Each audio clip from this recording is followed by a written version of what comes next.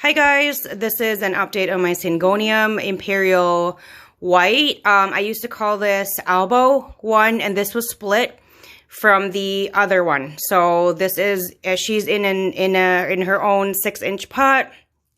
I trimmed this. This was all burnt. That was my son. He burped. So this was definitely a learning experience for me. This was one of the two plants that I did get. That was a Syngonium Albo, which is also called an Imperial White or an Emerald Green. And I think there's one or two more names for it. I prefer Imperial White. That's just the name that I use to call all of mine.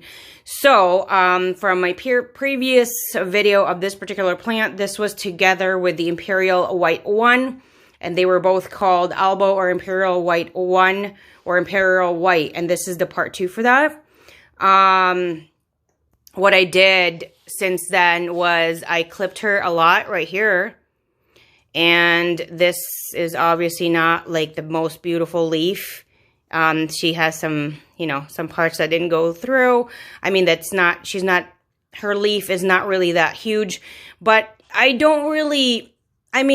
would prefer that her leaf was a little larger like this one, but I don't know. For me, my plant babies, every single leaf is beautiful to me. And this is obviously an all white leaf, but it's also a tiny one. There's a lot of things that kind of happen when it does that. Obviously she's not getting enough nutrients. She's going through shock, repairing herself due to the fact that I clipped her a lot. It was more than one node. It was a few nodes from this particular plant. I did transplant her because when she was together with the other one, with the Imperial White 1 that I label now, I had to water them every 3 to 4 days, and that's kind of extreme in my opinion. And then when I looked in the very bottom, underneath, so she sits right in front of an east-facing window. She gets to be watered every 7 to 8 or 9 days. That's the range that I do. And the only reason that it is like that, it just depends on the plant. So how I water is this top part right here, this is already drying out. So when it moves like that, and it's the entire top part, or I would say 80 to 90%, then I will water. So from what I've noticed, it's in the range of 7 to 9 days. Everything that I do feed her, including every time I water her, is in the description section, just like all my social media accounts are in the description section. So if you want to connect, feel free to do that.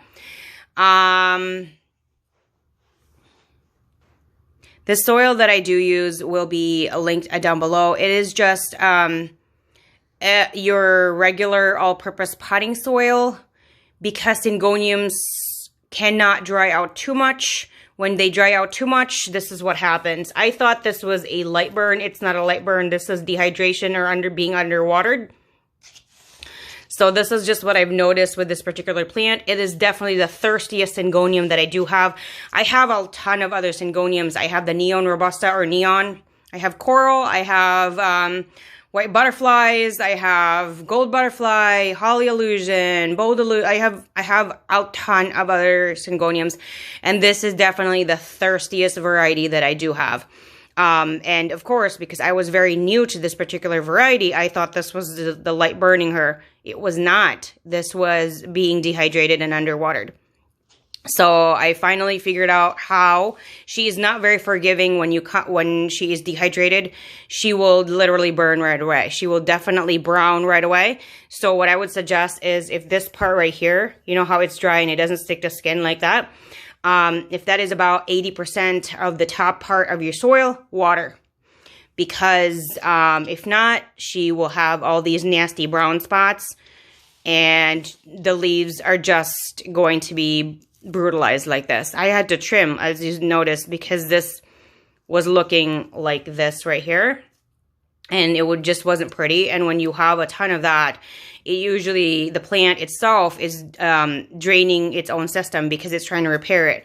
And that was why I clipped her a lot, because I wanted to give her a fresh start and possibly have new plants that obviously I already have experience in how to care for. But for now, I am going to try and grow her much more in hopes that maybe I can keep trimming her down. And I'm hoping after a few nodes or after a few months from now, I can cut her up to here and she will have new growth. So up to this particular leaf is going to be gone. However, this ugly one right here will still be there. This ugly one right here will still be there. So I don't really know. Maybe I'll decide that I'll just uproot her and just clip every single node that's there to the very bottom. And then hopefully that last one will grow into a new plant again, which what I've noticed, Syngoniums can be very resilient. However, it's not 100%. So it's a gamble for me for sure. But for now, this is what she looks like. And I really, really love my Syngonium Imperial White. I love it. I don't have a ton of Albo plants, and it's because they are the most high maintenance of all varieties of any species you could ever have. And this one definitely showed me that.